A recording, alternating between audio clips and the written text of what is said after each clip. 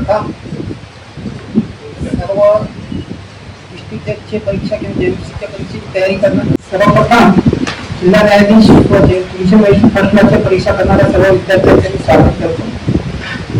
तसेच अकोला महाराष्ट्र सर्व प्रभारीकारी व स्टडी सर्कल सुरू करण्याकरता या कालखंडात जो प्रयत्न केला त्याकरता अकोला महाराष्ट्राचे सुद्धा धन्यवाद देतो. यापूर्वी आपल्या इथे खूप मोठी परंपरा होती की आपल्या इथे सगळ्यात जास्त लोक ज्युडिशरीमध्ये जात होते. त्याचं कारण एकच होतं की सर्व सिनियर लोक इथे खूप देत होते आणि विद्यार्थी तर चांगले आहे, त्याच्याबद्दल वादच नाही. त्यामुळे ही प्रथा परत पुनर्जीवित झाली, त्याबद्दल आपल्या महाराष्ट्राचे पुनश्च धन्यवाद. आज मला महाराष्ट्राने हिंदू लॉ या विषयावर मार्गदर्शन करण्याचं सांगितलं आहे. मार्गदर्शनपेक्षा मी संवाद साधण्याचा प्रयत्न तुमच्याशी करणार आहे, कारण आपण सगळे ब्रदर डेलिगेट सिस्टर्स आहोत. सगळे कोर्टात काम करणारे आहेत, प्रॅक्टिसिंग ॲडव्होकेट्स आहेत. त्यामध्ये सर्वांशी आपल्याला संवाद साधून फक्त तुमची मेमरी मी रिफ्रेश करणार आहे, कारण सगळ्यांनी हिंदू लॉचा अभ्यास केलेलाच आहे. परंतु आता रिफ्रेश मेमरी करण्याची जी प्रोसेस आहे ती तुम्हाला कशी वाटते, आपण जेव्हा आपलं शेवटचं सेशन राहील, इंटरॅक्शन सेशन राहील, त्यामध्ये आपण समजून घेऊ. हिंदू लॉ कोणाला कोणाला काय काय आठवतं असं. हिंदू लॉ हा सब्जेक्ट आहे तो प्रत्येक व्यक्तीने आत्मसात, जेव्हा लॉ फर्स्ट इयरला ऍडमिशन 3 इयर्स वाले असतील तर लॉ फर्स्ट इयरला, आणि 5 इयर्स वाले असतील तर लॉ थर्ड इयरला हा सब्जेक्ट असतो. हिंदू लॉचे जे बेसिक प्रिन्सिपल्स आहेत,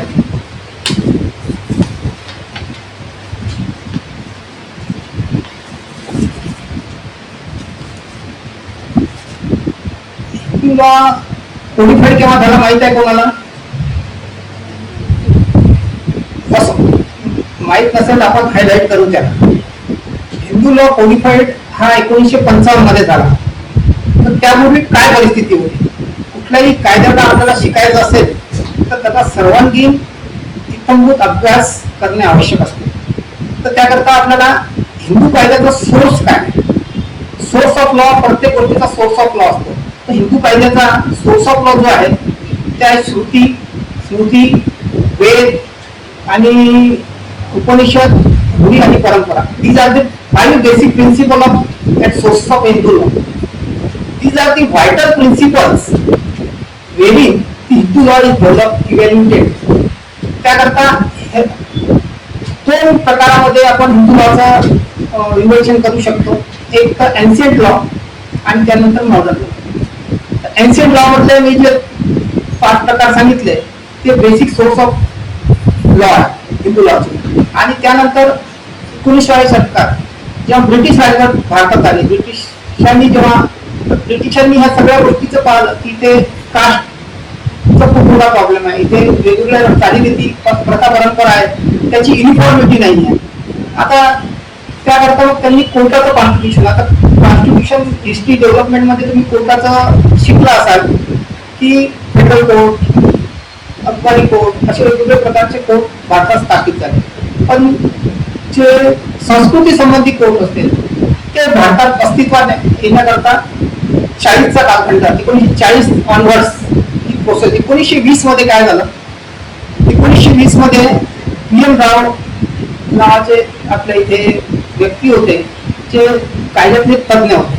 त्यांच्या अखत्यारीत एक समिती कॉन्स्टिट्यूट 1920 आणि 1944 पर्यंत ही समितीने पूर्ण काम केलं. त्याच्यापूर्वी काय सिच्युएशन होती की आता आपण परंपरागत हिंदू लॉ इव्हॅल्युएट कसा झाला, इव्हॅल्युएट होण्याच्या मी तुम्हाला जे सांगितल्या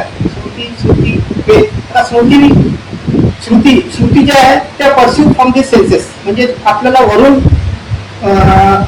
देवांकडून प्राप्त झालेले ज्ञान ऋषी मुनींनी जे दुसऱ्या शिष्याला, गुरुशिष्य परंपरेतून ते ज्ञान खालपर्यंत गेलं त्याला आपण श्रुती म्हणतो. स्मृती जे आपल्याला मगत होतं, म्हणजे आपल्याला जे आठवत होतं ते दुसऱ्या पिढीला गेलं, ते मॅक्सिमम जे सेंट्स होते त्यांनी आपल्याला खालीपर्यंत ज्ञान देतात, त्याला आपण स्मृती म्हणतो. त्यानंतर असं स्मृती 3 2-3 प्रकारच्या स्मृती आहेत आपल्या इथे भारतात अस्तित्वात आहे, ज्यामध्ये हिंदू लॉ डेव्हलप झाला. तर त्याच्यातील पहिल्या स्मृती आपण मनुस्मृतीचं आपल्याला नाव घ्यावं लागेल. त्यानंतर याज्ञवल्क्य स्मृती आहे आणि त्या तिसरी आहे नारद स्मृती. आता मनुस्मृती जी आहे, मनुस्मृतीमध्ये मॉडर्नायझेशनच्या कन्सेप्ट एकदम कमी होत्या, त्यामध्ये जाती प्रथेला खूप मोठा वाव होता. त्यानंतर याज्ञवल्क्याची जी स्मृती होती त्यामध्ये इंडियन वुमन्सला, स्त्रियांना इनहेरिटन्सचे अधिकार दिले. बरेचसे मॉडर्नायझेशनची सुरुवात आपल्याला ह्या स्मृतीतून दिसून येते. नारद स्मृती जी आहे ती नारद स्मृतीमध्ये ultra modernisation of Indian evolution of the culture हे आपल्याला म्हणता येईल. ते नारद स्मृतीमध्ये त्याची सगळे सूक्त आपण समजा वाचते. आता त्या सगळ्या गोष्टी अवेलेबल आहे, ऑनलाईन सुद्धा अवेलेबल आहे, कोडिफाईड मध्ये सुद्धा अवेलेबल आहे. आता त्यानंतर ह्या सगळ्या स्मृती आणि याच्यावर कमेंट्री झाली. आपण जसं वाचतो ना, आपण कमेंट्री असतो, आपण बॅरॅक्ट असतो, त्याच्यानंतर कमेंट्रीचं पुस्तक असतो. पण बॅरॅक्ट मधून काही समजा सेक्शन समजणार नाही, आपण कमेंट्रीचा आधार घेतो. तर ह्याची सुद्धा कॉमेंट्री होती ती आपल्याला डायजेस्ट किंवा इव्हॅल्युएशन कसं झालं त्याबद्दल आपल्याला ह्या सगळ्या गोष्टी दिसतात. आता भारत देश काही छोटा प्रदेश युक्त देश नाही. भारतात विविध प्रांत, विविध जाती, विविध धर्म आणि विविध भाषा बोलणारे लोक अस्तित्वात आहेत. आणि ह्या प्रत्येक समाजाची कल्चर, संस्कृती ही वेगवेगळी आहे. आता ह्या सगळ्या वेगवेगळ्या कल्चरला एकत्रितपणे आणणे हे सगळ्यात मोठं काम होतं. आता चौथा स्रोत जो आहे आपण जे रूढी परंपरा आपण म्हणतो. आता रूढी परंपरा कशा असतात, एका विशिष्ट प्रदेशातील लोक एखादी विशिष्ट परंपरा समजा फॉलो करत असते, त्याला आपण युसेज म्हणतो. तर युसेज मग कस्टम मध्ये कन्वर्ट होतो. कस्टम ची इयर्स टुगेदर फॉलो होते आणि त्याला कायद्याचं स्वरूप प्राप्त होते. आता एक उदाहरण तुम्हाला देईल. राजस्थानमध्ये पूर्वी बालविवाह ही प्रथा होती. बालविवाह अक्षय तृतीयाला हजारो मुलींचे बालविवाह व्हायचे. त्यानंतर दुसरं आपल्याला उदाहरण देता येईल महाराष्ट्रातलं. महाराष्ट्रामध्ये विवाह झाल्यानंतर केशवपन प्रथा होती. आपण इतिहासात वाचलो असेल, मराठी साहित्यात वाचतो. तसंच आपल्या बंगालमध्ये सती प्रथा आणि राजस्थानमध्ये सुद्धा सती प्रथा, या दोन्ही प्रदेशामध्ये मुख्यत्वे सती प्रथा होती. आता ह्या सती प्रथा अबॉलिश करण्याकरता काय प्रयत्न झाले, तर 1920 ते 40च्या कालखंडात हा evolution period of Indian society आपल्याला म्हणता येईल, इंडियन कल्चर म्हणता येईल. तर सती प्रथेच्या अबॉलिशनसाठी खूप सारे प्रयत्न राजाराम मोहन राय यांनी केले. त्यामुळे ते सती प्रथा अबॉलिश झाल्याकरता इंग्रजांना कायदा आणावा लागला आणि त्या कायद्यानुसार सती प्रथा अबॉलिश झाली. चाइल्ड रिस्ट्रेंट मॅरेज ऍक्ट सुद्धा आला भारतात. त्यामुळे राजस्थानमधील जी बालविवाहाची प्रथा होती ती बंद झाली. तर इव्हॉल्युशन ऑफ सोसायटी कसं होतं, ते समजा रूढी प्रथा परंपरा असतील पण त्या समाजाभिमुख नसतील किंवा समाज जसा जसा मॉडर्न होत जातो त्या प्रथा परंपराला छेद देण्याकरिता, त्या प्रथा परंपराला दुरुस्ती आवश्यक असते. जसा समाज प्रगत होत जातो दुरुस्ती ही अत्यावश्यक असते. आता इंग्रजांच्या आगमनानंतर इंग्रजांना रूल करायचं होतं, परंतु त्यांना ह्या सगळ्या प्रथा परंपराला छेद देऊन आणि समाजातील काही प्रथा, काही परंपरा त्यांच्यासाठी चांगल्या वाटत असल्या तरी भारतीय समाजासाठी चांगल्या नव्हत्या. तर ह्या पिरियड मध्ये जी राव कमिटी कॉन्स्टिट्यूट झाली 1941 मध्ये, राव कमिटी त्यांनी ह्या सगळ्या स्मृती, वेद, उपनिषद यांचा अभ्यास करून एक codified law, uniform codified law for Hindu peoples, Hindu culture followers साठी करायला पाहिजे असा एक प्रभाव तयार झाला. आणि त्याच प्रभावातून 1942 मध्ये जेव्हा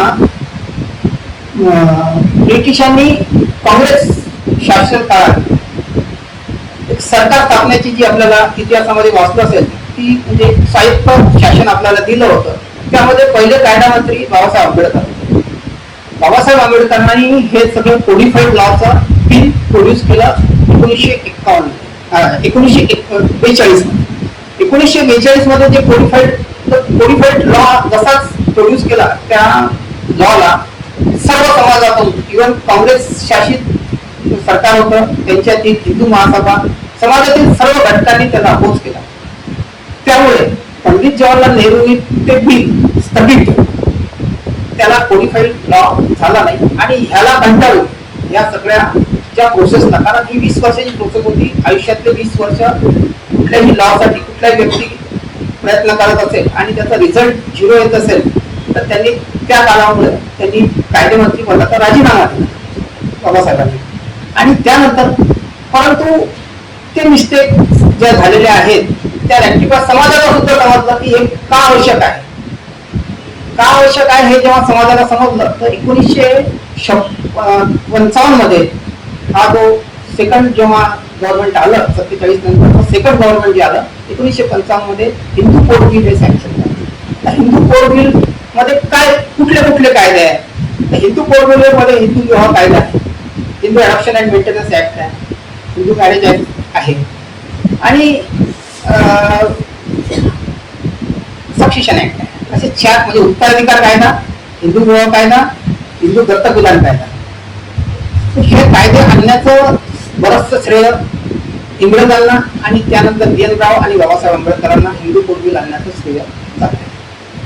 आणि ह्या कोडिफाईड लॉला पर्सनल लॉ आणि जनरल लॉ, भारतात आता एवढ्या समाज अस्तित्वात असताना हिंदू लॉ कोणाला लागतो हा एक सर्वसामान्य प्रश्न आहे. हिंदू लॉ कोणाला लागतो त्याकरता आपल्याला आपण हिंदू लॉच्या कोडिफाईड लॉ कडे आता आपण बोलतो. हा आपला पूर्व इतिहास यासाठी तुम्हाला समजणं आवश्यक आहे की कोणी काय काय प्रयत्न केले.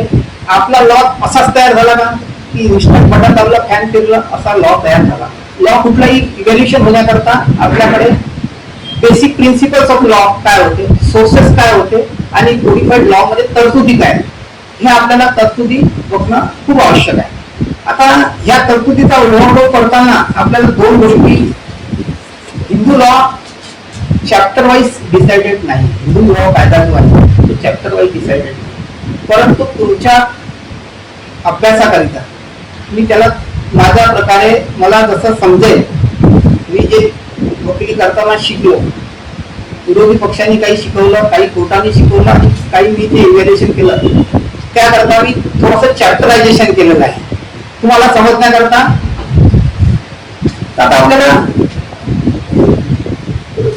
आपण मी जो लॉ चॅप्टर वाईज केलाय 6 चॅप्टर मध्ये आपण हिंदू लॉ शिकू विदिन शॉर्ट स्पॅन. इथून तुम्हाला या क्लासमधून निघाल्यानंतर हिंदू लॉ फक्त 20 मिनिटात तुम्हाला रिफ्रेश होऊन परीक्षेसाठी तयार झाला पाहिजे असा माझा प्रयत्न राहील.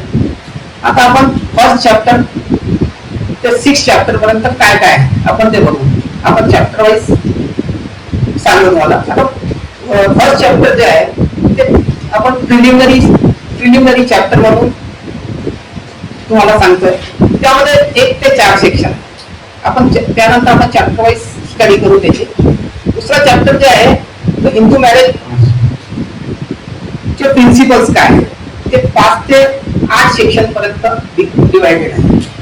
थर्ड चॅप्टर आहे restitution of conjugal rights and judicial sector. 8 आणि 10 सेक्शन हे 9 अबॉलिश झालेले आहे. आता चॅप्टर 4 जे आहे ते आपण व्हॅलिडिटी ऑफ मॅरेज आपण बघितली. आता इनव्हॅलिड कसं होतं त्याचे काय प्रिन्सिपल आहे, त्याकरता कुठले सेक्शन आहे, त्याच्याकरता आपल्याला 11 ते 18 असे सेक्शन डिवायडेड केलेलं आहे. त्यानंतर कुठलाही कायदा असेल त्याचा फोरम कुठे आहे, ज्युडिशियल फोरम काय, तर ज्युडिशियल फोरम हिंदू लॉ मध्ये सिव्हिल कोर्ट हे ज्युडिशियल फोरम दिलेला आहे. आता फॅमिली कोर्ट ऑफ कॉन्स्टिट्यूशन झाल्यानंतर सगळे हिंदू लॉच्या केसेस किंवा फॅमिली मॅटरच्या केसेस या फॅमिली कोर्टात चालतात आणि जिथे फॅमिली कोर्ट नाही तिथे ओरिजिनल ज्युडिशियल सिव्हिल कोर्टात चालतात अशा प्रकारे. आणि चॅप्टर 6 जे आहे ते सेव्हिंग क्लॉज आहे, ते खूप परीक्षेच्या हिशोबाने काही महत्वाचं नाही आहे, परंतु हे 5 चॅप्टर तुम्हाला खूप आवश्यक आहे रिफ्रेशमेंटसाठी. आणि मेमरी रिफ्रेश करायचं असेल तर division and distribution of a section is basic ingredient of study. आता आपण पहिल्या चॅप्टर कडे वळू. पहिलं चॅप्टर जे आहे हे ऍड जे आहे ते कोणाला कोणाला लागतं? कोणी सांगू शकेल हिंदू लॉ कोणाला कोणाला लागतं म्हणून? एखादा विद्यार्थी. बरोबर. अजून मी सांगतो तुम्हाला. आता ही कन्सेप्ट तुमची जी कन्सेप्ट आहे बरोबर आहे कन्सेप्ट तुमची. हा ऍक्ट जो आहे हिंदू लॉ, हिंदू, शीख, जैन, बुद्ध, ब्रह्म समाज, प्रार्थना समाज, जैन फॉलोअर्स असतील त्यांना सगळ्यांना हिंदू लॉ लागतो. आता हिंदू लॉ कोणाला लागत नाही?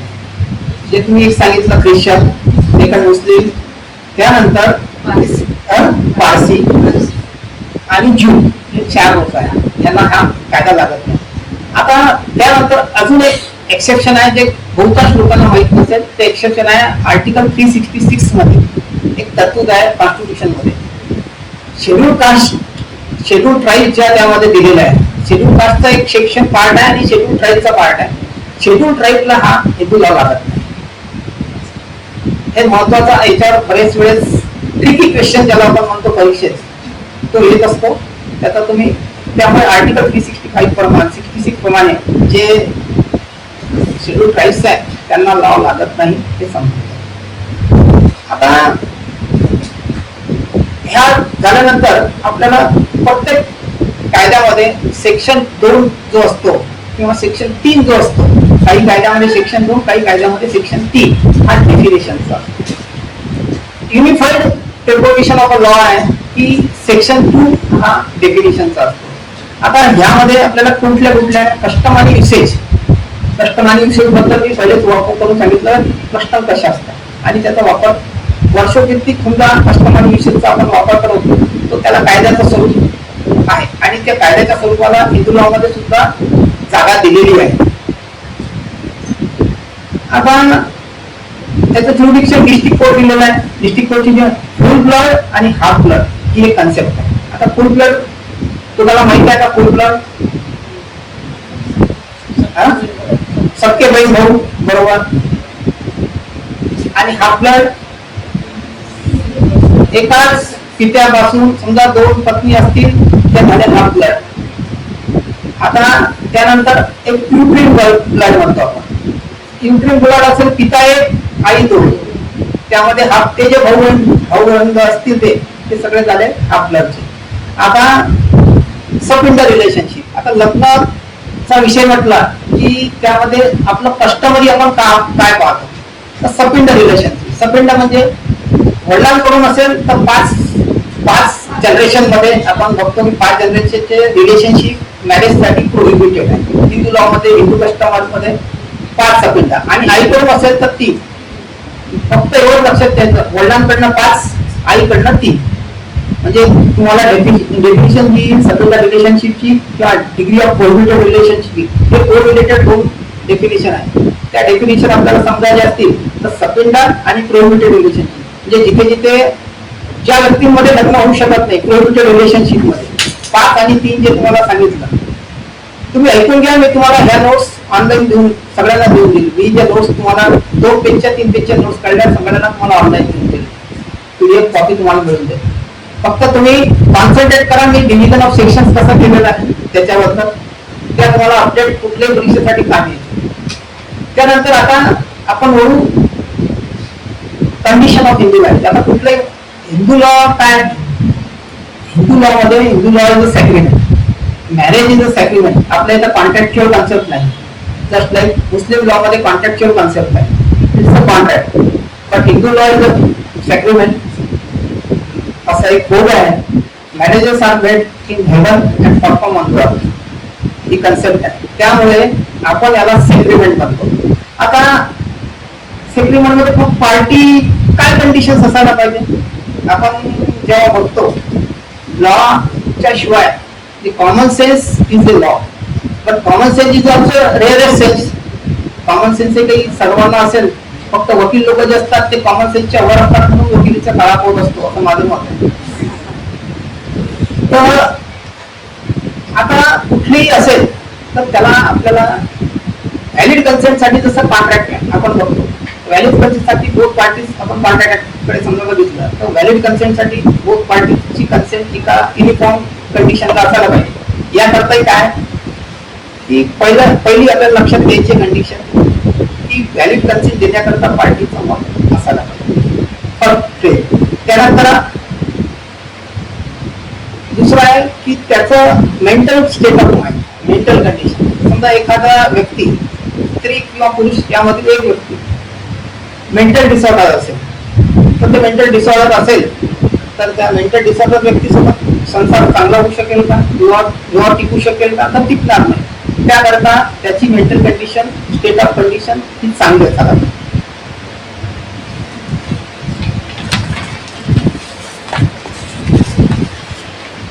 तिसरी कन्सेप्ट जी आहे ती आहे मुलाचं वय किती असायला पाहिजे, 21. मुलीचं किती असायला पाहिजे, ही तिसरी कंडिशन. चौथी कंडिशन आहे प्रोहिबिटेड रिलेशनशिप, जी आपण मी तुम्हाला पहिले सांगितली. प्रोहिबिटेड रिलेशनशिप नसावं पाहिजे. चौथी कंडिशन आहे कस्टम अँड मध्ये. आता महाराष्ट्रामध्ये अशी कन्सेप्ट आहे की आता घरी मुलगी चालते, आपल्या इथे व्हॅलिड कन्सेप्ट आहे, त्यामुळे आपल्या इथे ते प्रोहिबिटेड रिलेशनशिप मध्ये.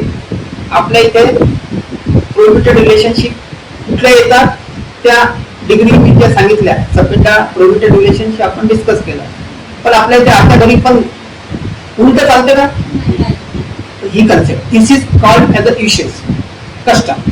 ही कन्सेप्ट असं कधी उलट तुम्हाला कधीच तुम्ही पाहिलं नसेल, मी पाहिलं नाही. याचा अर्थ काय, ही custom we followed the custom. म्हणजे या कस्टमला आपल्याला कोर्टाने कोडिफाईड लॉच्या स्वरूपात सुद्धा आपल्याला मानली.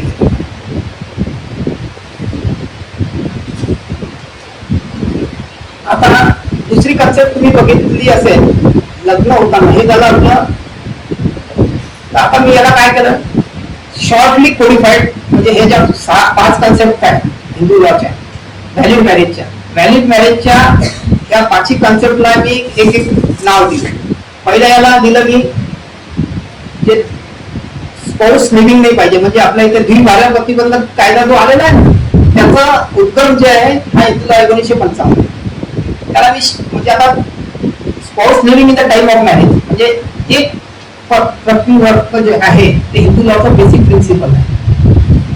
454 बायगमीची कन्सेप्ट आहे. बायगमीचं शिक्षण आपल्या 1955च्या कायद्यामध्ये आहे.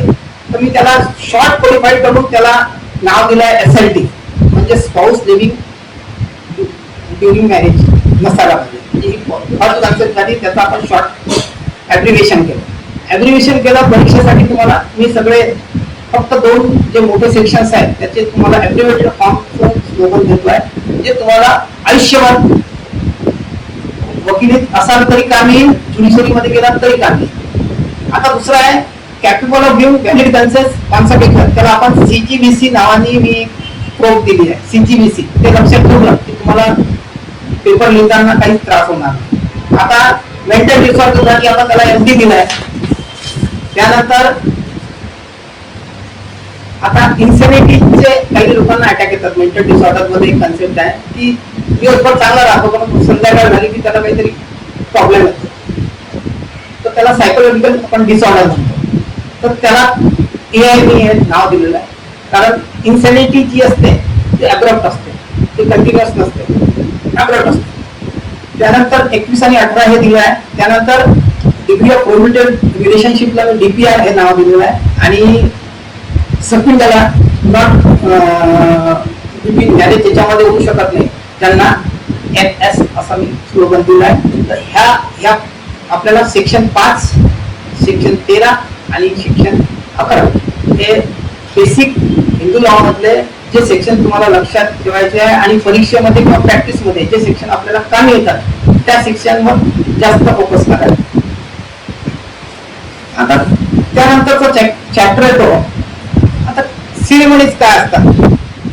तर हिंदू अडॉप्शन ऍक्ट मध्ये गिव्हिंग अँड टेकिंगची जशी सिरेमनी असते तर हिंदू लॉ मध्ये काय सिरेमनी असतात, कोणाला सांगता येईल एखादी सिरेमनी हिंदू लॉ? सप्तपदी. आता सेक्शन 7 त्याच्यासाठी एक सेपरेट सेक्शन दिलेलं आहे हिंदू सिरेमनी. आता सिरेमनीज वेगवेगळ्या असू शकतात. आता सिरेमनीचं सेरेमनीत आपल्याला सप्तपदी सगळ्यांना तुम्ही जो शब्द सांगितला लक्षात राहणार नाही, तर आपल्याला नदिया के पार पिक्चर लक्षात ठेवायचं, जब तक पुरे ना हो फेरे साथ तोपर्यंत लग्न होणार नाही हे लक्षात ठेवायचं. आता त्यानंतर लग्न झालं त्याच्यानंतर मॅन्डेट काय, जसं आपल्याला गाडी चालवायची असेल तर लायसन पाहिजे, नाट्यपूर्ण लायसन घ्यावं. आता हिंदू लॉ मध्ये लग्न झालं तर रजिस्ट्रेशन आवश्यक आहे का? रजिस्ट्रेशन आहे, बट रजिस्ट्रेशन साठी सुद्धा सेक्शन दिलेलं आहे 8 नंबर. आता रजिस्ट्रेशन मॅन्डेटरी आहे का, त्याची फीस किती आहे, त्याचं कॉन्स्टिट्यूशन कसं असते, तर रजिस्ट्रेशन महाराष्ट्रावरून प्रत्येक स्टेटला त्यांनी अधिकार दिलेला आहे. State can empowered to any registrar to appoint registrar to get the execute the marriage registration. मग त्याला साक्षीदारांच्या समवेत आधार कार्ड या सगळ्या गोष्टी लागून रजिस्ट्रेशनची फी सुद्धा कोणीकडे 25 रुपये त्यांनी दिलेली आहे. पण किती दिवसात करायला पाहिजे, काही लोकांचे 20-20 वर्ष रजिस्ट्रेशन केलेलं नाही. जेव्हा समजा पासपोर्ट काढायचा असेल तेव्हा रजिस्ट्रेशन नाव बदललेलं नसते, बरेच त्यांचं नाव बदललं जात नाही. त्याकरता त्यांनी काय केलं, ते लग्नाचं जोपर्यंत सर्टिफिकेट असणार नाही तुम्हाला पासपोर्ट मिळत नाही, व्हिसा मिळत नाही. त्याकरता मॅक्सिमम आता यंग जनरेशन मध्ये तर त्या 10-20 वर्षात तर तू अल्ट्रा मॉडर्न्स जे प्रिन्सिपल आपल्याला आउटिंगला जावं लागतं तर ते सगळे आपण फॉलो करतो. पासपोर्ट साठी अप्लाय करण्याच्या पूर्वी आपण रजिस्ट्रेशन करतो. आता रजिस्ट्रेशन सुद्धा मॅन्डेटरी आहे. तर आपल्या इथे हिंदू लॉला रजिस्ट्रेशन मॅन्डेटरी केलं, ऑब्लिगेटरी आहे. आणि मॅरेज रजिस्टर केलं नसेल त्यांनी काही खूप सारे परिणाम होत रिलेशनशिपच्या टाइम मध्ये काही. आता हे लग्न झालं त्यानंतर कुटुंबात गेल्यानंतर कुठल्या स्त्रीला किंवा कुठल्याही पुरुषाला एकमेकापासून त्रास होऊ शकतो. आपल्याला सेक्शन 6 म्हणजे लॉ वाचताना कन्सेप्ट वाईज वाचायचं. आपण मी तुम्हाला कन्सेप्ट वाईज याकरता सांगतोय की एका कडीतून दुसरी कडी कशी जोडली गेलेली आहे. लॉ हा साखळी असतो, त्या साखळीच्या आपण कुठल्या कुठल्या कडींना आपण एकत्रित जोडून करून त्याची साखळी करतो आणि ती साखळी आपल्याला परीक्षेकरता कशी उपयोगायची आहे त्या हिशोबाने तुम्हाला लक्षात येईल. आता त्यामध्ये काय, तर एखादी पत्नी चालली गेली माहेरी, नवरा बायकोचं भांडण झालं, पत्नी माहेरी चालली गेली. नवरा बायकोचं भांडण झालं, पतीने बाईला हाकलून गेली, पत्नीला हाकलून गेली. तर त्याकरता कायद्यामध्ये काही तरतूद आहे का, तर त्याकरता तरतूद आहे. तरतूद त्याच्यासाठी आहे रेस्टिट्यूशन ऑफ कॉन्ज्युगल राईट्स. आता आयदर पार्टी म्हणजे असं सेक्शनचं मिनिंग खूप महत्वाचं असतं. आयदर पार्टी घेतलं आहे म्हणजे हजबंडला दाखल करता येईल, वाईफला दाखल करता येईल. त्याला आपण म्हणजे विवाह संबंध पुनर्स्थापित करण्याकरता आपण पिटिशन करतो. तो पती करू शकतो, पत्नी करू शकतो. आता पती पत्नीचं पटतच नसेल, रेस्टिट्यूशन ऑफ कॉन्ज्युगल राईटची डिग्री झाली असेल तरी येत नसते, मग त्याकरता काय करतो, तर त्याकरता सेपरेट पिटिशन ज्युडिशियल सेपरेशनचं आपल्याला करता येईल. सेक्शन 10 तर ज्युडिशियल सेपरेशन कोर्ट ऑटोमॅटिकली देतं का, ऑटोमॅटिकली कोर्ट देत नाही. कोर्ट तुम्ही विचारा. आता मिडिएशन 20 वर्षापूर्वी लॉ हा एवढा स्ट्रिक्ट होता की कोर्ट कधीही कुलिंग पिरियड नावाची जी कन्सेप्ट आहे सेक्शन 13B मध्ये म्युच्युअल कन्सेंट मध्ये, त्या कुलिंग पिरियड मध्ये सुद्धा कोर्ट कधीही रिलक्टंटली 6 महिन्याचा डिस्पेन्स वेळ करायचा नाही. महाराष्ट्र गव्हर्नमेंटचे डायरेक्शन्स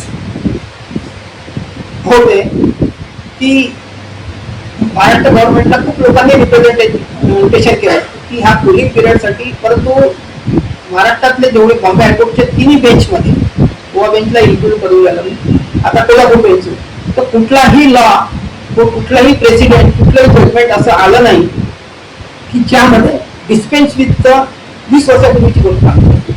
20 वर्षांमध्ये जो लॉ इव्हॅल्युएट झाला, सुप्रीम कोर्टाने आर्टिकल 136 मध्ये हा कुलिंग पिरियड डिस्पेन्स करण्याचे डायरेक्शन दिले.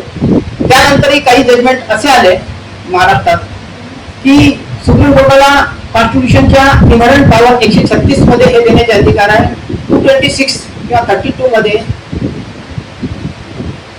हायकोर्टाला अधिकार नाही असे सुद्धा जजमेंट आले. परंतु त्यानंतर एक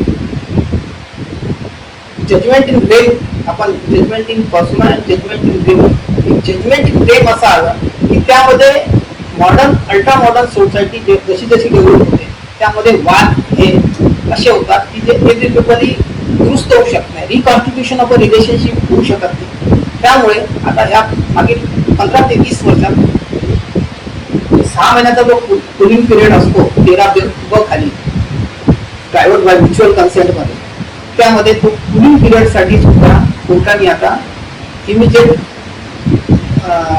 त्यांना विभक्त करण्याचे अधिकार फॅमिली कोर्ट आणि दिवाणी कोर्ट वापरतो. पण अशी पोझिशन नव्हती. आता समजा लग्न झालं, त्या लग्नाच्या आपण कन्सेप्ट वाचल्या. आता व्हॅलिड मॅरेजचे आपण कन्सेप्ट वाचले, त्यानंतर आपण बघितलं की ज्युडिशियल सेपरेशन बघितलं, त्यानंतर आपण डिस्ट्रीब्युशन ऑफ कॉन्ज्युगल राईट्स बघितलं. आता हे सर्व बघताना आपल्याला हे समजेल की आता हे सगळं झालं तर याच्यामध्ये काही ठिकाणी सर्व व्यक्ती प्रत्येक समाजात चांगल्या आणि वाईट या दोन प्रवृत्ती एकासोबत चालत असतात. एकासोबत जेव्हा ह्या दोन प्रवृत्ती चालत असतात, कारण समाज हा एकाच नाण्याच्या दोन बाजू आहेत, चांगली आणि वाईट, त्याला तुम्ही विभक्त करू शकत नाही. तर अशामध्ये काही मॅरेजेस जे परफॉर्म होतात, कधी कुठलीही गोष्ट लपवल्या जाते. समजा एखाद्या कुटुंबाने दुसऱ्या कुटुंबाशी, मुलाकडच्या कुटुंबाने मुलीकडच्या कुटुंबाला काही गोष्ट लपवली, मुलीकडच्या कुटुंबाने मुलाकडच्या कुटुंबाच्या काही गोष्टी माहीत पडल्या, आणि ते झाल्यानंतर त्या विवाहाचं काय हा एक प्रश्न आहे. आपण आतापर्यंत जे वाचलं आणि ऐकलं तुम्ही त्याप्रमाणे आता त्याकरता सेक्शनची तरतूद केलेली आहे वायडेबल मॅरेज. आता लग्न झालेलं आहे, परंतु लग्नातून काही वाद जे असे वाद आहेत की जे एकमेकांना न सांगता झालेले आहेत. तर त्या वादासाठी काय, आता समजा सेक्शन 5 मधल्या ज्या कन्सेप्ट आहेत व्हॅलिड मॅरेज, एखादी त्यामधली एखादी कन्सेप्ट जे आपण कन्सेप्ट पाहिजे, इन्सॅनिटी पाहिजे, मेंटल डिसीज नाही पाहिजे, ह्या सगळ्या आपण कन्सेप्ट बघितल्या. त्यामधील एखादी कन्सेप्ट लपवली, सायकोलॉजिकल डिसऑर्डर असेल, एखादी मुलगी पाहता जेव्हा मुलगी पाहायला गेले तेव्हा सगळं चांगलं व्यवस्थित दिसत होतं, लग्नानंतर आल्यानंतर बऱ्याचशा सायकोलॉजिकल डिसऑर्डर अशा असतात की कपडे दिवसभर कपडे धुते, स्वयंपाक करायचा असेल तर दिवसभर स्वयंपाक करते, अशा खूप सारे केसेस झालेले आहेत आपल्या. तर त्याला सायकोलॉजिकल डिसऑर्डर आपण म्हणू. आणि त्या सायकोलॉजिकल डिसऑर्डर सिद्ध करणं खूप कठीण आहे कोर्टात. त्याचे सर्टिफिकेट नसतात, कोणत्या दवाखान्यात जाण्यास तयार नसते. अशा हे जे मॅरेज, आता मॅरेज झालेलं आहे, कधी कधी मुलं बाळ सुद्धा होतात, फक्त मॅरेज आणि त्या मुलं बाळांचं भविष्य. तर त्या मुलं जे रिलेशनशिप मधून आलेले आहेत त्यांचा दर्जा हा व्हॅलिड दर्जा असतो. त्याला फक्त मॅरेज जेव्हा डिक्लेरेशनचा आपण दावा करू होतात किंवा डिग्री मागू आपण, तर डिग्री आपल्याला नलिटीची डिग्री कोर्टामार्फत मागता येईल सेक्शन 11 खाली. आणि नलिटीसाठी आपल्याला बेसिक ग्राउंड जे आहेत ती व्हॅलिड मॅरेज मधलं एखादं ग्राउंडचं इन्फ्रिंजमेंट पाहिजे, आणि किंवा मेंटल स्टेट ऑफ कंडिशन तिची चांगली नसेल त्या ग्राउंडवर आपल्याला नलिटीची डिग्री मागता येईल. आणि ती नलिटीची डिग्री सुद्धा किती दिवसात मागायला पाहिजे, त्याचं लिमिटेशन या ऍक्ट मध्ये तरतुदीमध्ये जनरल लिमिटेशन ऍक्ट लागत नाही हे समजून. या ऍक्ट जेव्हा ऍक्ट मध्ये तरतूद असते लिमिटेशनची, किंवा जनरल कन्सेप्ट जसं आपल्याला रिकव्हरीचा दावा करायचा असेल, कोणाकडे पैसे बाकी असतील तर 3 वर्षात करता येतो. यामध्ये तशी तरतूद नाही. सिव्हिल 3 वर्ष, एक्झिक्युशन ऑफ डिग्री 12 वर्ष अशी तरतूद हेतू लॉमध्ये स्वतःच्या तरतुदी आणि स्वतःचं लिमिटेशन असल्यामुळे त्यामध्ये 1 वर्षाची तरतूद दिलेली आहे. जो ज्या दिवशी आपल्याला माहीत पडलं की हिचा किंवा त्याचा मेंटल स्टेट ऑफ माइंड व्यवस्थित नाही, तर वी कॅन फाईल पिटिशन. ज्या दिवशी आपल्याला नॉलेज आलं किंवा जास्तीत जास्त 1 वर्ष असू शकते की 1 वर्षानंतर आपल्याला माहीत पडलं, तिच्या औषधात आपल्याला माहीत पडलं, तिच्या औषधाची रिसिप्ट आपल्याला मिळाली, कन्झम्पशन आपल्याला माहीत पडलं, त्या दिवशी माहीत पडेल की 1 इयर तुम्ही ते पिटिशन दाखल करू शकतो. आता दुसरी कन्सेप्ट आहे की समजा ती प्रेग्नंट असेल लग्नापूर्वीच, लग्न झाल्यानंतर तिला लग्न घरी आल्यानंतर इमिजिएट तिची डिलिव्हरी झाली, महिन्याभरात, 2 महिन्यात, 3 महिन्यात समजा डिलिव्हरी, तर ते मॅरेज सुद्धा आपण नलिटी मागू शकतो. आणि समजा एखादा कुठलीही गोष्ट लपवलेली आहे, एखादा तिला गंभीर स्वरूपाचा आजार असेल किंवा गायनिक डिसऑर्डर असतील, बऱ्याचशा गायनिक डिसऑर्डर्स असतात, ती डिसऑर्डर असेल ज्याच्यामुळे त्याचा मॅरिटल काय चालू शकत नाही, मूलबाळ होऊ शकत नसेल, बऱ्याचशा गोष्टी असतात. स्त्रियांच्या बाबतीत ह्या गोष्टी चालवतात. पुरुषाच्या बाबतीत इम्पोटन्सी असेल तर महिला पिटिशन दाखल करू शकते इम्पोटन्सीच्या ग्राउंडवर. आणि स्त्रियांना तिच्या स्त्रीत्वाचं लक्षण नसतील तर पुरुष दाखल करू शकतो. These are the ground for nullity of marriage. आता त्यानंतर नलिटी ऑफ मॅरेज झाल्यानंतर बेसिक ज्या गोष्टीची आपण कोर्टात रोज ज्या गोष्टी बघतो त्या डायव्होर्स. जसा जसा समाज बदलत जातो डायव्होर्सचं प्रमाण वाढत आहे. पूर्वी डायव्होर्सचं प्रमाण हे अत्यल्प होतं, हिंदू समाजात अत्यल्प प्रमाण डायव्होर्सचं होतं. आता त्याचं कारण एक होतं की संयुक्त कुटुंब पद्धती अस्तित्वात होती. संयुक्त कुटुंब पद्धतीमध्ये छोट्या छोट्या गोष्टीला कुठेही जास्त वाव मिळायचा नाही. आता न्यूक्लिअर फॅमिलीज झालेल्या आहे. न्यूक्लिअर फॅमिलीमध्ये फक्त नवरा बायको आणि त्यांची मुलं एवढेच असल्यामुळे त्यांना समजवणारा कोणी नसते, त्यामुळे प्रॉब्लेम सॉल्व्ह होत नाही आणि त्याचं पर्यावरण सगळ्यात शेवटी हे डायव्होर्समध्ये. आपल्या इथे सुरुवातीला डायव्होर्सला सगळ्यात शेवटचा मार्ग आहे असं समजलं जायचं. आज पुण्या मुंबईला तुम्ही केसेस फॅमिली कोर्टाची 5-5 कोर्ट आहे, नागपूरला 5 कोर्ट आहे. आपल्या इथे जरी एक असलं तरी 5-5 कोर्ट आहे आणि सगळ्यात जास्त प्रमाण फायलिंग हे डायव्होर्स आहे. आणि तरुण लोकांचे फक्त डायव्होर्स नाही तर मिडल एजचे डायव्होर्स सुद्धा आहे. त्या डायव्होर्ससाठी तरी आपल्या इथे कोडिफाईड लॉ मध्ये खूप काही 55 पासून अमेंडमेंट नाही झाली. फक्त याच्यातला शिक्षण विधान जो आहे तो अबोलिश केला आहे. खूप जास्त अमेंडमेंट नाही ह्या ऍक्टमध्ये. तर त्यामध्ये फक्त 7 ग्राउंड केलेले आहे. तर 7 ग्राउंडची कन्सेप्ट तुम्हाला सांगतो की लक्षात ठेवायची. ACDCILB हे लक्षात ठेवा. ACDCILB लक्षात ठेवलं तर तुम्हाला कधीच अडणार नाही. AC म्हणजे अडल्ट्री, C म्हणजे क्रुएल्टी, D म्हणजे डेझर्ट, C म्हणजे कन्व्हर्शन ऑफ हिंदू म्हणजे एका धर्म सोडला असेल तर कन्व्हर्शन, इनक्युरेबल अनसाउंड माइंड आणि वेगवेगळे डिसीज. ह्या 6 ज्या कन्सेप्ट आहेत ह्या तुम्ही ACDCILB नावाने डोक्यात ठेवल्या. परीक्षेत तुम्हाला कोणत्याही त्यावर प्रश्न येऊ तुम्हाला ह्या गोष्टी लक्षात राहतील आणि त्यामुळे तुमचा प्रश्न हा परफेक्ट उत्तर परफेक्ट प्रश्न कशाही प्रकारे विचार परफेक्ट उत्तर. आता त्यामध्ये त्यांनी ना ह्या 5-7 कन्सेप्ट दिल्यानंतर त्यांनी काही पोलिसो क्लॉज लावलेला. आता पोलिसो क्लॉज आता मेंटल डिसऑर्डर एक त्यांना कन्सेप्ट दिलेली आहे क्लॉज ए मध्ये. क्लॉज बी मध्ये त्यांनी डिसऑर्डर कुठल्या प्रकारची असू शकते आणि व्हेनरल डिसीज किंवा व्हेनरल डिसीज. त्यानंतर अजून एक कन्सेप्ट दिलेला आहे. एखादा व्यक्ती 7 वर्षापासून समजा जसं गायब असेल. आणि दुसरी कन्सेप्ट आहे एखाद्याने रिनाउन्स टू द वर्ल्ड म्हणजे त्यांनी सांसारिक जीवनाचा त्याग केला असेल आणि दुसऱ्या 7 वर्षापासून तो दिसत नसेल किंवा तो त्याचं अस्तित्व लक्षात नसेल. ह्या 2 गोष्टींमध्ये सुद्धा कोर्ट डायव्होर्स देऊ शकतो. ही जाती पोलीस. आता एखादा संन्यासी झाला, एखाद्याने संसार सोडला, त्याला डायव्होर्स मिळू शकतो कारण तर. आणि एखादा व्यक्ती 7 वर्षापासून दिसत नाही तर तुम्ही इथे दावा आणू शकता. त्याची तरतूद इंडियन एव्हिडन्स ऍक्ट मध्ये सुद्धा आहे. आपल्याला सिव्हिल डिस्प्यूट दाखल करता येतो, सिव्हिल सूट दाखल करता येतो आणि सिव्हिल सूट कोर्ट सगळी प्रोसेस फॉलो केल्यानंतर सिव्हिल सूट मध्ये डिक्लेरेशन सुद्धा देतो. आता त्याच्यानंतर आपण अल्टरनेटिव्ह रिलीफ डायव्होर्सचं पिटिशन. त्यानंतर डायव्होर्सचं पिटिशन आपलं झालं. अजून डायव्होर्स हे झालं कॉन्टेस्ट डायव्होर्स. मी तुम्हाला ज्या कन्सेप्ट सांगितल्या त्या कॉन्टेस्ट डायव्होर्स आहे. कारण जेव्हा पत्नी तयार नसते किंवा पती तयार नसतो विवाह विच्छेदासाठी तर त्याकरता ह्या जे आपण ACDCILB जे तुम्हाला सांगितलं ते लक्षात ठेवायचं. त्यानंतर अल्टरनेटिव्ह रिलीफ आपल्याला पिटिशन मध्ये मागता येतं. तर अल्टरनेटिव्ह रिलीफ सुद्धा ज्युडिशियल सेपरेशनचा आपल्याला मागता येतं. कोर्टाला असं वाटलं की तुम्ही आज भांडून गेली आहे उद्या येईल त्या भरोश्यावर तुम्ही थोडे दिवस वेगळे राहा अशी सुद्धा कोर्ट ऑर्डर करू शकतो. त्यानंतर त्याला आपण कुलिंग पिरियड असं सुद्धा म्हणू शकतो.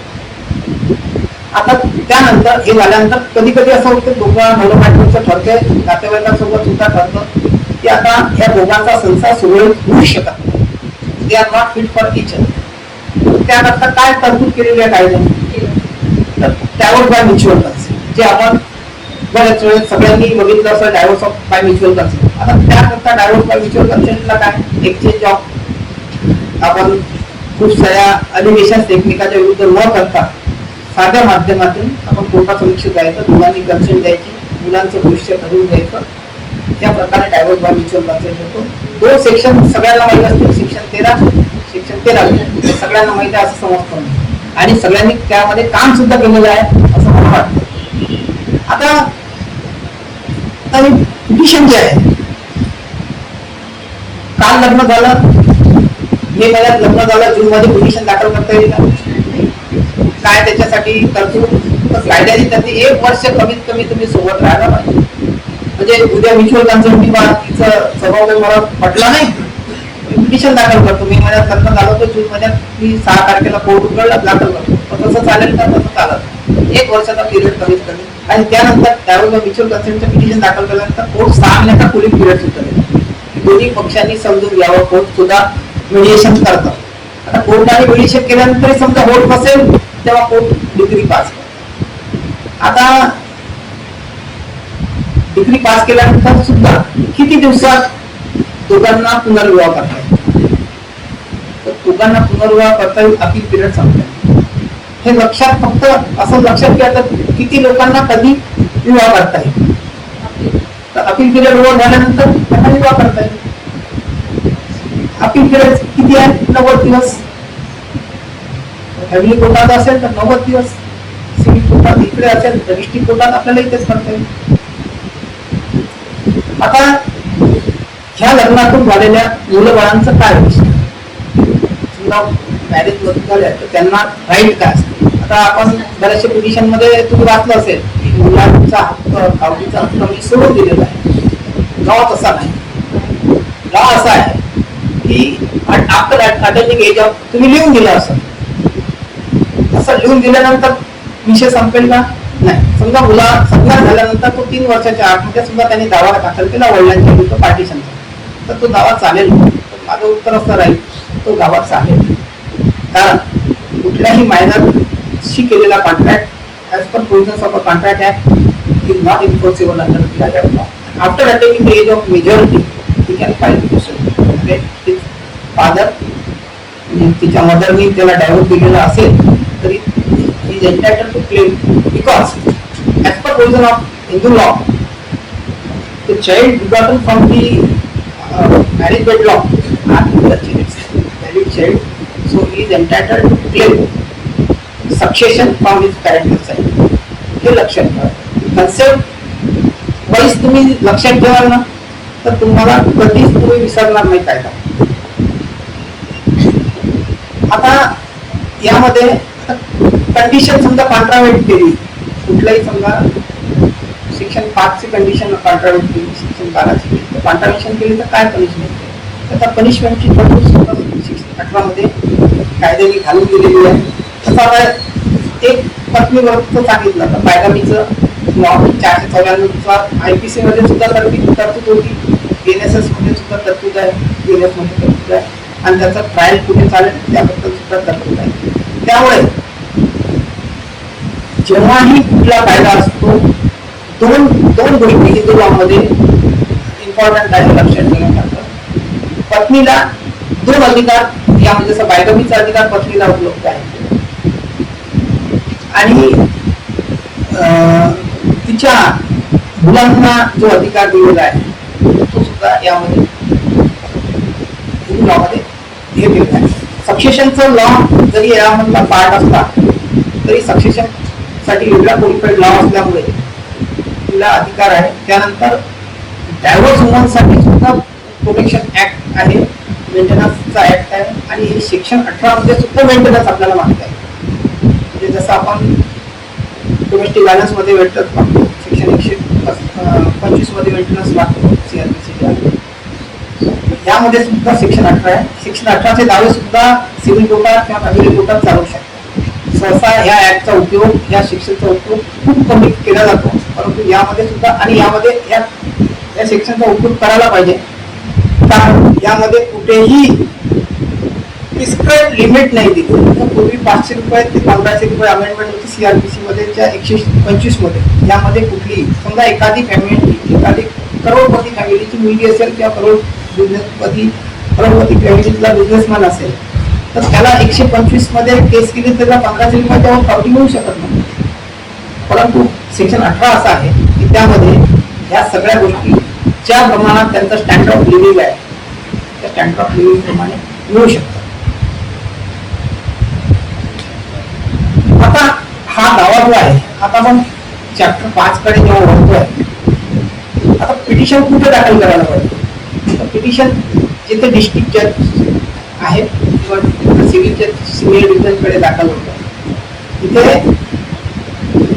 ज्या जिल्ह्याला फॅमिली कोर्ट दिलेला आहे त्या फॅमिली कोर्टात तो दावा दाखल होऊ शकतो. आणि पिटिशन कसा सूट सारखाच आहे, त्याला प्लेंट राहील, प्लेंट सारखा पिटिशन राहील, त्याला आपण प्लेंटिव्ह डिफेंडंट म्हणणार नाही, पिटिशनर रिस्पॉन्डंट आपण असं म्हणू.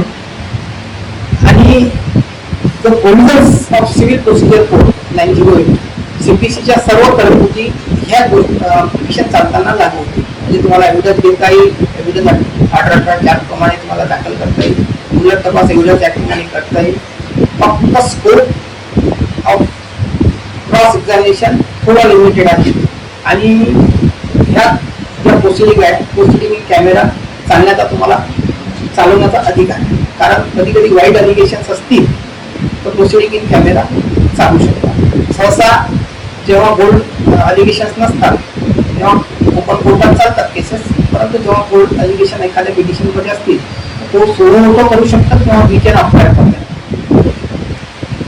आता काय स्पेशल प्रोव्हिजन आहे काय याच्यात की लिव्हिंग पेंडन्सी, जसं सिव्हिल कोर्टात जर अधिकार दिले मग सिव्हिल कोर्टासारखी लिव्हिंग प्रोसिजर आहे, तर यामध्ये तशी लिव्हिंग प्रोसिजर नाही आहे. यामध्ये तसंच नवऱ्याने समजा मुलाने पिटिशन दाखल केलेलं आहे पत्नीच्या विरुद्ध, तर तिला न्याय मिळण्याकरता प्रोसिडिंग चालू असेपर्यंत एंट्री मेंटेनन्स मागण्याची तरतूद आहे 624 मेंटेनन्स पेंडनाईट नाही आपण त्याला असं म्हणतो. आणि समजा पिटिशन डिस्पोज ऑफ होईल ज्या दिवशी, तर त्याला परमनंट अलिमिनीच्या स्वरूपात सुद्धा कोर्टाला परमनंट खावती देण्याचे अधिकार आपण म्हणतो ते सुद्धा आहे. तर सेक्शन 23चा उपयोग दोन प्रकारे, सेक्शन 24चा उपयोग दोन प्रकारे, जेव्हा पिटिशन पेंडिंग आहे त्यावेळेसचा असो, डिस्ट्रीब्युशन ऑफ पार्टिकल राईट्सचा असो, कुठलाही हिंदू लॉमधला कुठलाही पिटिशन, HM ऍक्ट मधला कुठलाही पिटिशन असेल त्यामध्ये तुम्हाला अर्ज करता येतो पत्नीला, तिला उदरनिर्वाहाचा भत्ता, मुलांच्या शिक्षणाचा खर्च, ह्या सगळ्या गोष्टी तिला मागणी करता येते. आता परमनंट अलिमिनी कशी ठरवतात? आता एक सुप्रीम कोर्टाचं जे जजमेंट आलं आहे त्यानुसार आता आपल्याला ऍफिडेव्हिट, यापूर्वी ती कन्सेप्ट नव्हती, ऍफिडेव्हिटवर सोर्स ऑफ इन्कम किती आहे, त्याला स्थावर मालमत्ता किती आहे, तर आपल्याला ऍफिडेव्हिट द्यावं लागतं. त्या ऍफिडेव्हिट दिल्यानंतर सोर्स ऑफ इन्कम तर कोर्ट कॅन जज. तुम्ही काय लपवा छपवी व्हायची की माझ्याजवळ शेती नाही, माझ्याजवळ घर नाही, माझ्याजवळ हत्ती आहे. आता ऑनलाईन सगळ्या गोष्टी मॉडर्नाइज झालेल्या आहे, सोसायटी मॉडर्नाइज होत आहे. त्या हिशोबाने सुप्रीम कोर्टाने जे जजमेंट दिलं त्यानुसार प्रत्येकाला, स्त्री असेल तर तिला सुद्धा ऍफिडेव्हिटवर कोर्टासमक्ष आपल्याला ऍफिडेव्हिट द्यावं लागतं की माझं सोर्स ऑफ इन्कम हे आहे, माझे ITRचे रिटर्न असे आहेत, जे असतील ते कोर्टासमक्ष दाखल करता येतात. आणि त्या नियमानुसार मग कोर्ट स्टँडर्ड ऑफ मेंटेनन्सला एक परिणामकारकरित्या तिला न्यायदानाचं कार्य सुलभ पद्धतीने कोर्टाला सुद्धा झालं आहे आणि त्या स्त्रीला सुद्धा न्याय मिळण्याचा अधिकार प्राप्त झालेला आहे.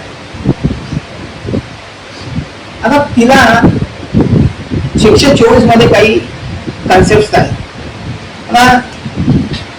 आणि परमनंट अलिमिनी समजा आपल्याला द्यायची असेल तर ती किंवा पिटिशन पेंडिंग असताना तिने लग्न केलं तर तिला अलिमिनी हे मिळेल का, खावती मिळेल का? त्याचं उत्तर नकारार्थी, मिळणार नाही.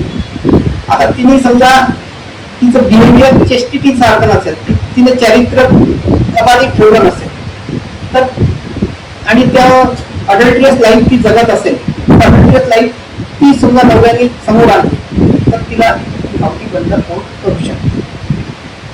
किंवा आता समजा व्हॉलंटरीली ती कुणासोबत तरी संसार करत असेल किंवा तिचे काही इलिसिट रिलेशनशिप असेल, नवऱ्याची रिलेशनशिप तिने आणली, त्यानंतर लग्नाचा काय समजा त्याचा अबाधित आहे, गावठी बोलून राहिली, पण तिला त्या ग्राउंडवर डायव्होर्स मिळू शकेल का? तिला त्या ग्राउंडवर सुद्धा डायव्होर्स मागता येईल.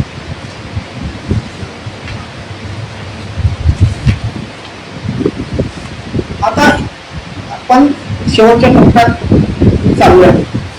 आता ह्या प्रोसिडिंग चालू असताना कधी कधी ह्या प्रोसिडिंग वर्षभरात 6 महिन्यात निकाली निघत नाही. कायद्याची तरतूद जरी असेल तसं निगोशिएबल इन्स्ट्रुमेंट ऍक्ट मध्ये 6 महिन्यात दावा निकाली निघाला पाहिजे. आपण 10 वर्षाच्या केसेस बघत होता, तसं डायव्होर्सच्या किंवा मॅट्रिमोनियल ज्या केसेस आहेत त्या वर्षभरात निघायला पाहिजे असं कायद्याने म्हटलेलं आहे. मी तुम्हाला हे गोष्ट शेअर करून राहिलो, परंतु तसं प्रॅक्टिकली होते का? प्रॅक्टिकली कधी कधी होत नाही, बऱ्याच बहुतांश वेळेस होत नाही. तर त्याकरता मुलांचं जे असतात, मुलगा असो किंवा मुलगी असो, त्यांचं शिक्षण सुरू असतं. आता त्यांच्या शिक्षणाची अभाव होऊ नये म्हणून ॲलिमनीची तरतूद आहे किंवा मेंटेनन्सची तरतूद आहे. आता ते जी मुलं आहे मग त्यांना भेटण्याचा अधिकार, काही काही एखादा मूल पुरुषाजवळ असेल आणि मुलगी स्त्रीजवळ असेल, बायकोजवळ असेल, तर ते दोघांना एकमेकाला एवढी भांडणं एवढी विकोपाला गेलेली असतात की ते एकमेकाचा चेहरा बघण्याच्या परिस्थितीत नसतात. त्यामुळे पार्टी रिस्पेक्टिव्ह पार्टी कोर्टासमोर अर्ज करू शकतात की त्यांना व्हिजिटिंग राईट्स हवा.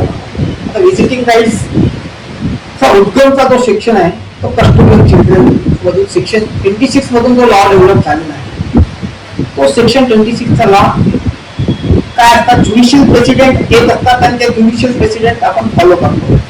आणि ज्युडिशियल प्रेसिडेंट आपण जेव्हा फॉलो करतो, कधी कधी कोडिफाईड लॉ मध्ये त्या तरतुदी नसतात, पण इव्हॉल्युशन ऑफ लॉ मध्ये ज्युडिशियल प्रेसिडेंट येतात आणि त्या ज्युडिशियल प्रेसिडेंटचं आपण फॉलोअप करतो. आता व्हिजिटिंग राईटची कन्सेप्ट हिंदू लॉ मध्ये नाही, पण आपण सर्व लोक बघतो की व्हिजिटिंग राईट्स कोर्ट देतं की शनिवारी भेटायचं आहे, शाळा संपल्यानंतर भेटायचं आहे, आठवड्यातून 2 दिवस भेटायचं आहे, डायव्होर्स झाल्यानंतर सुद्धा 6 महिन्यातून एकदा सुट्टीसाठी पित्याकडे जायचं किंवा मातेकडे जायचं अशी तरतूद कोर्ट डिग्रीमध्ये टाकून देते. तर ह्या सर्व ज्या कन्सेप्ट आहेत हे इव्हॅल्युएशन कुठे तुम्हाला कायद्यामध्ये कुठे तरतूद दिसणार नाही, पण त्याचं इव्हॅल्युएशन सेक्शन 26 आहे हे तुम्ही लक्षात घ्या. कस्टडी ऑफ चिल्ड्रन वरून ह्या लॉ डेव्हलप झाला. आता समजा ज्युडिशियल डिग्री झाली, सेपरेशनची ज्युडिशियल डिग्री झाली डायव्होर्सची. आता ज्युडिशियल डिग्री झाल्यानंतर त्याचा इन्फोर्स समजा होत नसेल, इन्फोर्सेबिलिटीची काय तरतूद आहे? रेस्टिट्यूशन ऑफ कॉन्ज्युगल राईटची डिग्री झाल्यानंतर त्याची तरतूद कोणाला माहित आहे का? ती डिग्री एक्झिक्यूट कशी करायची?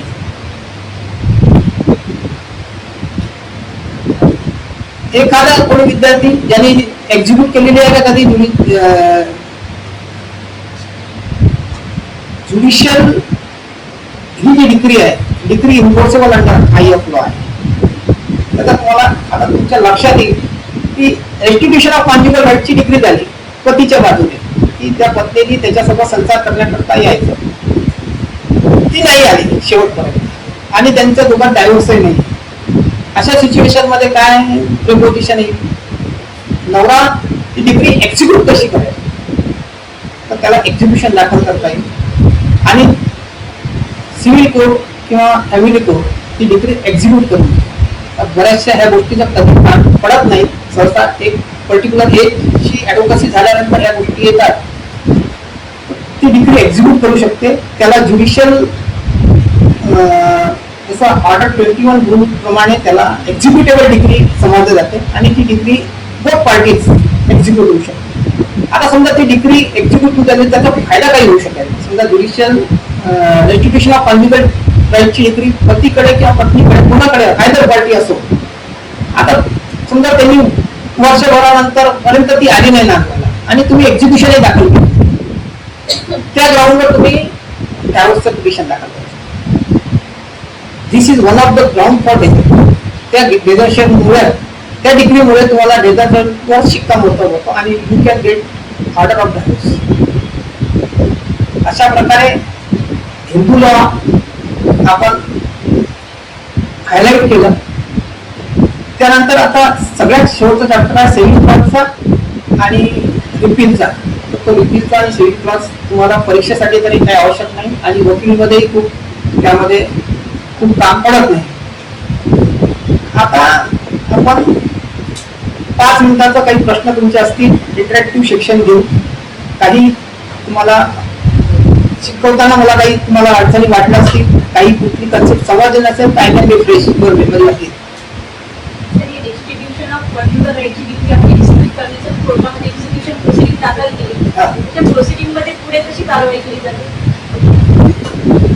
त्याला कंपेल नाही करू शकत. कंपेलची तरतूद ऑर्डर केस मध्ये दिलेली आहे. ती रेस्टिट्यूटची डिग्री समजा त्यांनी केली नाही तर अल्टरनेटिव्ह त्याला जेलमध्ये करून टाकत नाही. पण ड्रास्टिक ऍक्शन तुम्हाला कन्व्हर्शन मध्ये ती डिग्री इन्फोर्स झाली नाही तर त्याला तुम्हाला मी जे सेकंड कन्सेप्ट तुमचं प्रश्नाचं उत्तर मी आधीच दिलं की तुम्हाला डायव्होर्स मध्ये तुम्हाला त्याचा फायदा अशा प्रकारे. आयदर पार्टी अटॅचमेंट वगैरे घेता येईल, इन्फोर्सेबल करता येईल, परंतु कुठल्याही स्त्रीची ती इच्छा नसते तिच्या प्रॉपर्टीत काय करणार आहे. त्याच्यासाठी आता अल्ट्रा मॉडर्न लॉ जो आपला डेव्हलप झालेला आहे, आता प्रोटेक्शन ऑफ वुमन प्रॉपर्टीचा वेगळा ऍक्ट आहे. कुठल्याही डायव्होर्स वुमनला सुद्धा त्यांच्या घरातल्या प्रॉपर्टीमध्ये अधिकार आहे, त्याच्याकरता सेपरेट ऍक्ट आहे. त्यामुळे आपण त्याला इन्फोर्स करू शकतो.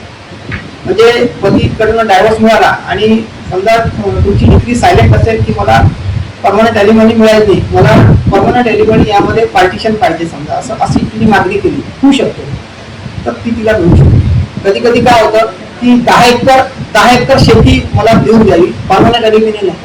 10 एकर शेती तिला समजा दिली डायव्होर्सच्या डिग्री तर ती इन्फोर्सेबल अंडर आहे आपलं. का त्यांनी ताबा नाही दिला, तुम्हाला तुमच्या समोर प्रश्न असेल की ताबा दिला नाही कारण तिथं गुंड प्रवृत्तीचे लोक उभे करून दिले किंवा त्यांना विकण्याचा प्रयत्न केला तर त्यावेळेस काय होईल, तर मग तुम्हाला ती डिग्री एक्झिक्यूट करता येईल.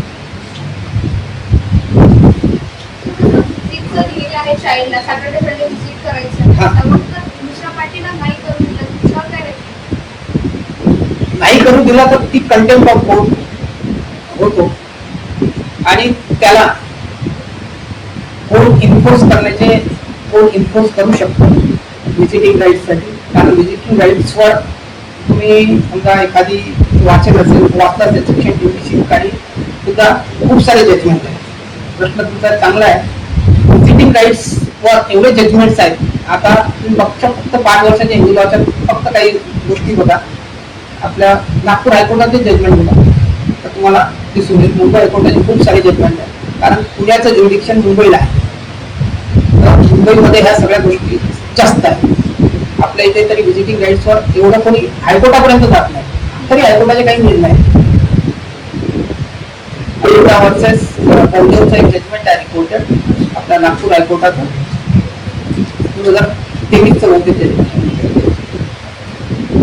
जसं तुम्ही सांगितलं की सेक्शन 9ची डिग्री आहे आपल्याला एक्झिक्यूट करता येते आणि त्याचं ते ग्राउंड जे आहे ते डायव्होर्ससाठी आपल्याला ते कामात येतं. आता जो कधी पिटिशनर होता त्याला डायव्होर्स नाही घ्यायचा, त्याला समजा तिच्यासोबत त्याच्या काय तर ती जी डिग्री आहे ती एक्झिक्यूट कशी करायची, कोर्ट त्या व्यक्तीला बाइंडिंग करू शकतो, कसं काय कम्पेअर करू शकता. कोण एक्झिक्युटिव्हला ती डिग्री एक्झिक्युटिव्हला ऑर्डर 21 मध्ये स्पेसिफिक तरतूद दिलेली आहे. त्यानंतर 2146 पासून सगळ्या गोष्टी जेवढ्या आहेत त्या सगळ्या एन्फोर्सेबल अंडर लॉ ऑर्डर 21चा तुम्ही उपयोग करू शकता.